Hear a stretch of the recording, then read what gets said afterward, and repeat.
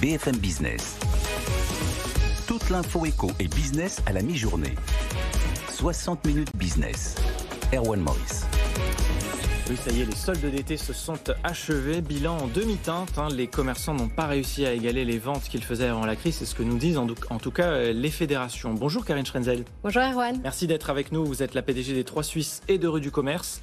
D'abord, ce constat-là que font les commerçants globalement. On ne parle pas que du e-commerce, bien sûr. On parle de l'ensemble des commerçants avec l'Alliance du commerce. Est-ce que vous le partagez également ?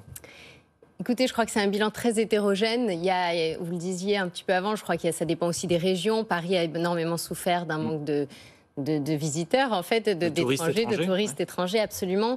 Donc c'est très hétérogène. Et nous, en ce qui nous concerne, tant sur 3 Suisses que Rue du Commerce, et je pense plus globalement, le e-commerce a quand même connu une belle édition de soldes en croissance et avec un phénomène notable qu'on n'avait jamais remarqué précédemment. C'est une animation tout au long des 4 semaines de soldes. Ces dernières années, on avait plutôt des pics au tout début et à la fin.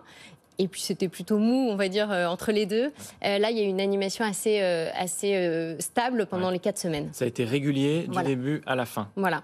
Comment vous l'interprétez ? Alors, il y a plusieurs éléments. Je pense qu'il ne faut pas oublier que les soldes restent un rendez-vous très important pour le consommateur et pour son pouvoir d'achat.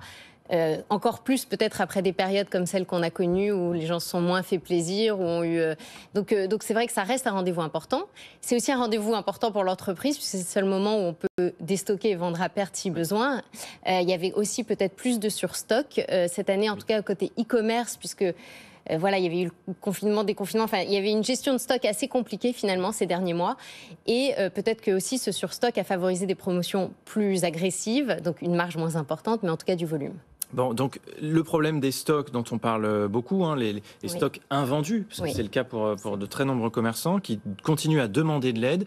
Dans le e-commerce, vous êtes moins concernés là aussi ? On n'est pas moins concerné.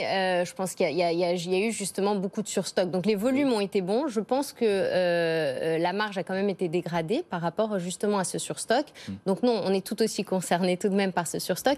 Après, à titre personnel sur 3 Suisses, par exemple, on avait dès le rachat pris un virage parce que c'était une conviction personnelle avec une production locale, beaucoup plus de circuits courts, ce qui est quand même une tendance de fond et qui va éviter quand même sur la durée, à plus long terme, du surstock. C'est vrai que nous, sur 3 Suisses, ayant produit en France, ce sont des circuits beaucoup plus courts et on peut des productions plus raisonnées également.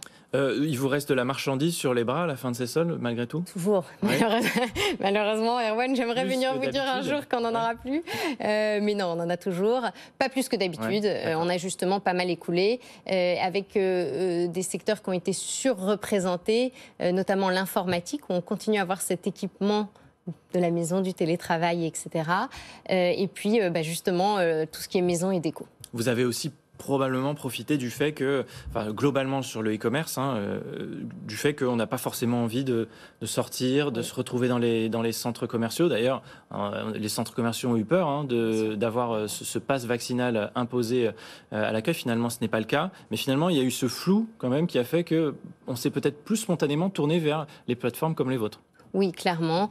Et il y a une tendance de fond aussi. Je pense que le Covid a entamé certaines habitudes. Des gens qui ne consommaient peut-être pas en ligne, maintenant consomment en ligne et c'est rentré dans les habitudes de consommation. Donc c'est vraiment une tendance, à mon sens, qui va continuer et perdurer, même post-crise. Ouais. Bon, on a la Fédération nationale de l'habillement qui nous dit que le modèle des soldes est obsolète. Vous faites la moue, c'est-à-dire que pour Non, c'est un débat éternel, oui. C'est très difficile de mettre tout le monde d'accord. On a essayé de les décaler, on a essayé de les prolonger, on a essayé de les raccourcir, tout a déjà été testé et finalement on se dit, ça ne change pas grand-chose. Oui, c'est pour ça, je ne fais pas la moue dans le sens où je suis en accord ou désaccord. Je pense que c'est très compliqué. On le disait, il y a une multitude de différents acteurs, des indépendants, des grandes chaînes, des e-commerçants, des parisiens, des soldes régionales. Enfin voilà, donc c'est très difficile d'accorder tout le monde. À mon sens, d'avoir raccourci les soldes est plutôt bénéfique, puisque ce qu'on disait, c'est à la limite, c'est plus concentré. Les gens sont plus enclins à consommer tout au long de ces soldes. Donc, à mon sens, c'était une bonne idée de les raccourcir. Sur la date, c'est très compliqué.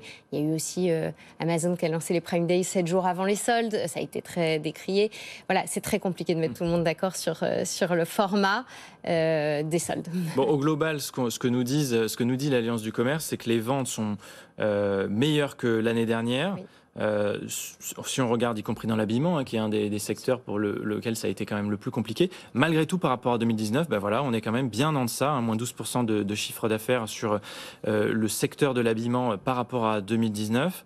Vous aussi, si on devait faire la comparaison avec une année comparable, donc effectivement prenons 2019, comment ça a évolué?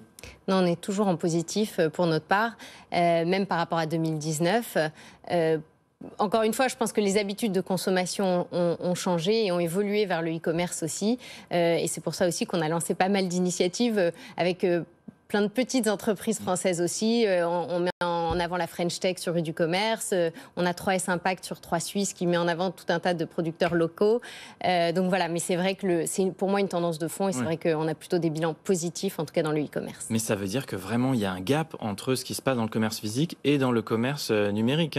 Parce que ce bilan, finalement, il cache un certain nombre de disparités que vous êtes en train de nous exposer, quoi. C'est-à-dire que pour vous poursuivez votre croissance sur le web. Oui, tout à fait. Et c'est vrai qu'il y a des disparités importantes et encore plus dans cette situation où voilà, la crise sanitaire crée différentes habitudes de consommation. Bon, juste d'un mot pour terminer, on avait ce contexte sanitaire dont on a parlé ensemble. On avait la météo aussi, peut-être, non? On a eu un Alors, temps je pense que pourri au mois de juillet. On peut le dire, c'est exactement ça. Sur la mode, clairement, ça a joué pour tout le monde. Le temps pourri ne favorise pas les achats d'été et les petites robes et les maillots de bain. On n'a pas forcément envie de sortir pour faire les boutiques. Non, encore pas, encore moins. Absolument. Merci beaucoup, Karine Schrenzel, tout s'explique. Merci, Erwan.